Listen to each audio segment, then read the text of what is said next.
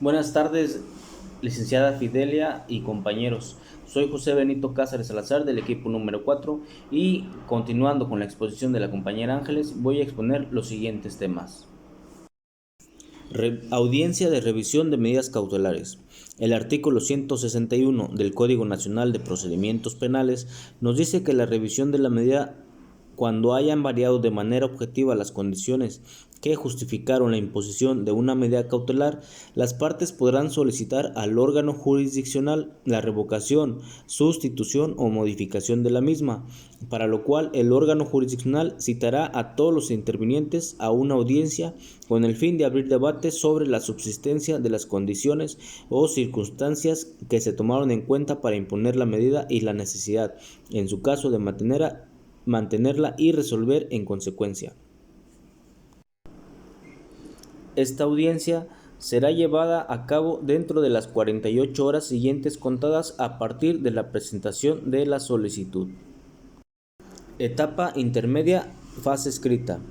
Es una etapa de preparación a juicio oral y de entrada lo que va a hacer es un análisis de los requerimientos conclusivos que llevó a cabo el fiscal en la investigación y que se presentan en el escrito de acusación de conformidad con el numeral 211, fracción 2 del Código Nacional de Procedimientos Penales.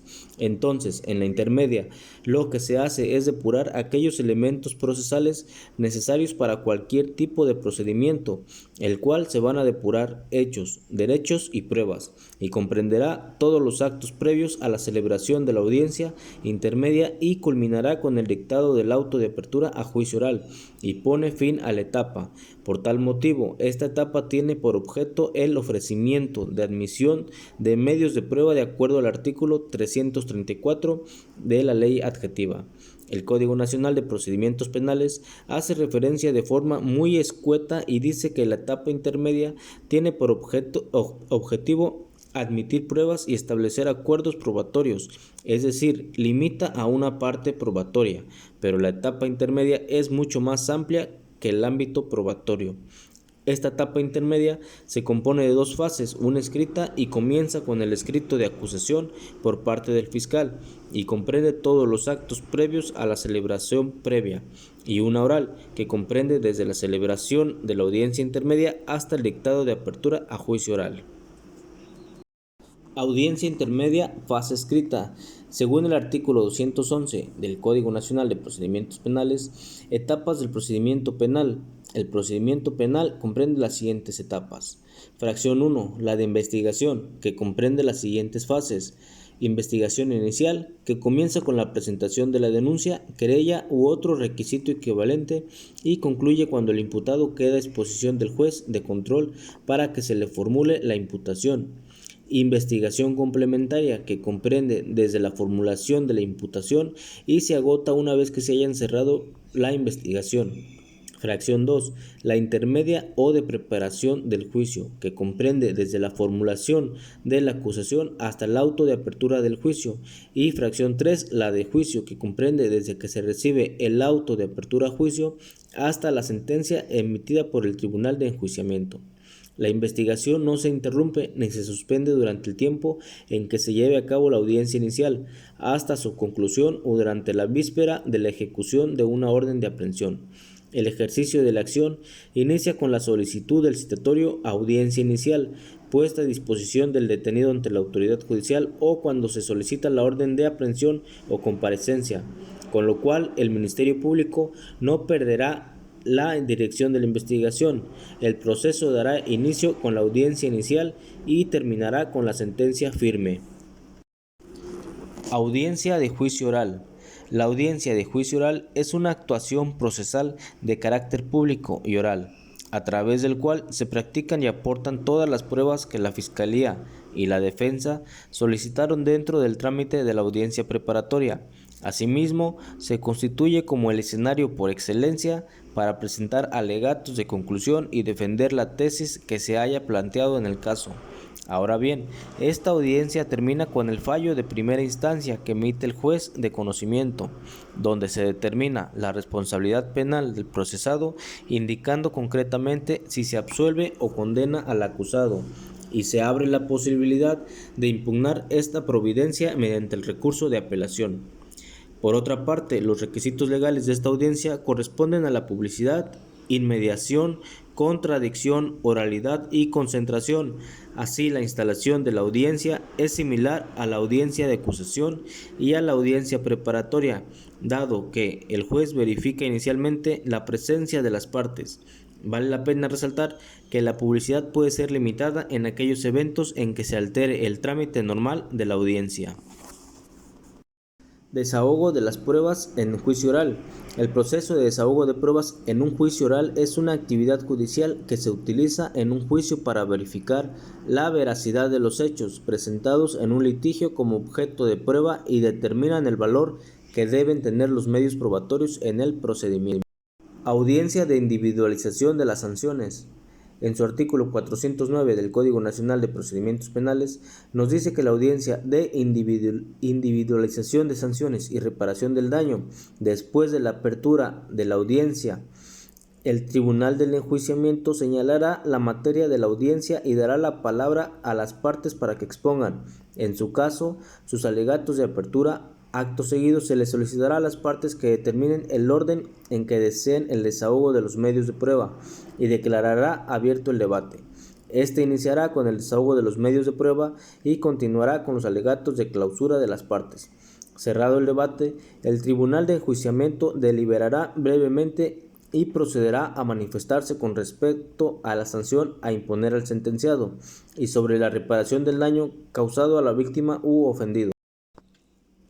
Asimismo, fijará las penas y se pronunciará sobre la eventual aplicación de alguna de las medidas alternativas a la pena de prisión o sobre su suspensión, e indicará en qué forma deberá, en su caso, repararse el daño. Recurso, apelación contra sentencia de juicio oral. El recurso de apelación es un derecho subjetivo. Cada sujeto procesal, al momento de estar escuchando la determinación del juez de control o del juez de juicio oral, determinará si efectivamente esa resolución le causa algún agravio o no, de quienes intervienen en el procedimiento respectivo, y tiene como fin que se corrijan los errores causados por las autoridades de primer conocimiento.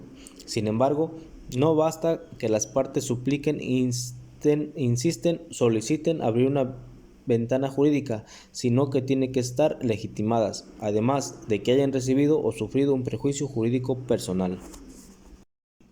Procedimiento de acción penal por particular. El ejercicio de la acción penal corresponde al Ministerio Público, pero podrá ser ejercida por los particulares que tengan la calidad de víctima o ofendido. En los casos y conforme a lo dispuesto en el Código Nacional de Procedimientos Penales, conforme a sus artículos 426 al 432, la víctima o ofendido podrán ejercer la acción penal únicamente en los delitos perseguidos por querella, cuya penalidad sea alternativa distinta a la privativa de la libertad o cuya punibilidad máxima no exceda de 3 años de prisión. La víctima o ofendido podrá acudir directamente ante el juez de control ejerciendo acción penal por particulares, en caso de que cuente con datos que permitan establecer que se ha cometido un hecho que la ley señala como delito, y exista probabilidad de que el imputado lo cometió o participó en su comisión. En tal caso, deberá aportar para ello los datos de prueba que sustenten su acción, sin necesidad de acudir al Ministerio Público. Y por último, tenemos el tema de reconocimiento de inocencia del sentenciado. El artículo 485 del Código Nacional de Procedimientos Penales nos habla de las causas de extinción de la acción penal, la pretensión punitiva y la potestad para ejecutar las penas y medidas de seguridad se extinguirán por las siguientes causas. Fracción 1. Cumplimiento de la pena o medida de seguridad. Fracción 2. Muerte del acusado o sentenciado. Fracción 3. Reconocimiento de inocencia del sentenciado o anulación de la sentencia. Fracción 4. Perdón de la persona ofendida en los delitos de querella o por cualquier otro acto equivalente. Fracción 5. Indulto. Fracción 6. Amnistía. Fracción 7. Prescripción. Fracción 8. Suspensión del tipo penal.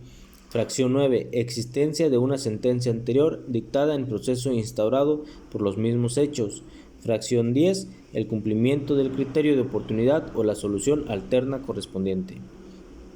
El reconocimiento de inocencia procederá cuando después de dictada la sentencia aparezcan pruebas de las que se desprenda en forma plena que no existió el delito por el que se dictó condena, o que existiendo éste, el sentenciado no participó en su comisión, o bien cuando se desacrediten formalmente en sentencia irrevocable las pruebas en las que se fundó la condena. Por mi parte es todo, agradezco mucho la atención prestada, que tengan una excelente tarde. Buenos días, soy María de los Ángeles López Correa y me tocó hablar de 8 temas a exponer, pero solo me voy a enfocar en un solo tema, ya que nos faltaría más tiempo para tocar todos los temas a fondo de la materia de proceso penal, que imparte la licenciada Fidelia Rodríguez Hernández. Los temas que me tocaron exponer son designación y sustitución de asesor jurídico, impugnación de la víctima a decisión del MP, decisión, renuncia y abandono de la defensa, notificaciones judiciales, citación, recurso de renovación, procedimiento de imputables, declaración de nulidad. Bueno, voy a exponer cuando detienen a un imputado los pasos que hay que seguir para asignar a un defensor. El imputado es detenido y puesto a disposición del Ministerio Público. En el artículo 115 dispone que el imputado tiene derecho a designar un defensor particular a partir de ese momento. Una vez que el imputado designa a su defensor particular, quien deberá ser licenciado en Derecho o abogado titulado, con cédula profesional, el Ministerio Público deberá notificar el nombramiento al defensor particular. En ese momento, el defensor deberá asumir la defensa y asesorar al imputado respecto a sus derechos, el caso y el procedimiento penal. En caso de renuncia o abandono del defensor particular, el órgano jurisdiccional o el Ministerio Público, según sea el caso, le hará saber al imputado que tiene derecho a designar otro defensor, en tanto no se designe aún a su reemplazo. No sea posible o el imputado no quiera nombrar a un nuevo defensor, se le designará a un defensor público, artículo 120. Si en el desarrollo de la defensa el órgano jurisdiccional advierte que existe una manifiesta y sistemática incapacidad técnica del defensor particular, deberá prevenir al imputado para que designe a otro. Se recomienda que el órgano jurisdiccional haga entender al imputado de la importancia de tener una defensa eficaz. El imputado tendrá 3 días para designar un nuevo defensor. Si el imputado no designa a un defensor nuevo, se le deberá asignar un defensor público para que colabore con la defensa y se le otorgarán hasta 10 días al nuevo defensor para que desarrolle una defensa adecuada a partir del acto que suscribe en el cambio. Artículo 121. En caso de que el imputado no designe a un defensor particular o se vea imposibilitado para hacerlo, el Ministerio Público deberá notificar a la Defensoría Pública que se tiene un detenido, quienes deberán designarle a un defensor público que lleve la representación de la defensa desde el primer acto en que se intervenga, artículo 122. El defensor público deberá asumir la defensa del imputado, asesorarlo respecto a sus derechos, el caso y el procedimiento penal. Artículo 117. El defensor, ya sea público o particular, tiene las siguientes obligaciones: entrevistar al imputado para conocer directamente su versión de los hechos que motivara la investigación, a fin de ofrecer los datos y medios de prueba pertinentes que sean necesarios para llevar a cabo una adecuada defensa. Asesorar al imputado sobre la naturaleza y las consecuencias jurídicas de los hechos punibles que se le atribuyen. Comparecer y asistir jurídicamente al imputado en el momento en que se rinda su declaración, así como en cualquier diligencia, audiencia que establezca la ley. Analizar las constancias que obren en la carpeta de investigación a fin de contar con mayores elementos para la defensa. Comunicar directamente y personalmente con el imputado cuando lo estime conveniente y siempre y cuando esto no altere el desarrollo normal de la audiencia. Recabar y ofrecer los medios de prueba necesarios para la defensa. Presentar los argumentos y datos de pruebas que desvirtúen la existencia del hecho que la ley señala como delito.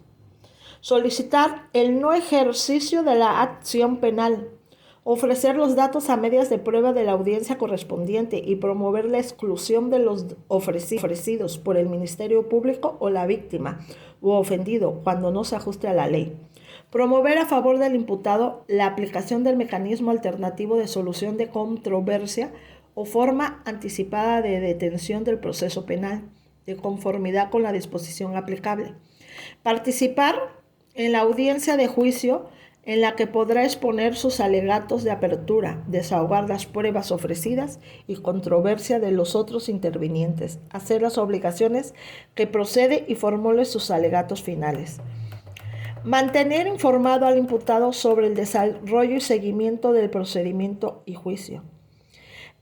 En los casos en que proceda a formular solicitudes de procedimiento especiales, guardar el secreto profesional en el desempeño de sus funciones, interponer los recursos e incidentes en términos de este código y de la legislación aplicable y en sus familiares, la situación jurídica en que se encuentre su defensa. Las demás que señalen las leyes y artículos 117. Eso sería todo por mi parte y le doy las gracias a todos por habernos escuchado. Esperemos que hayamos quedado claros y le doy gracias a usted, licenciada Fidelia, por toda su enseñanza y sabiduría que imparte con nosotros. Gracias, buenas tardes.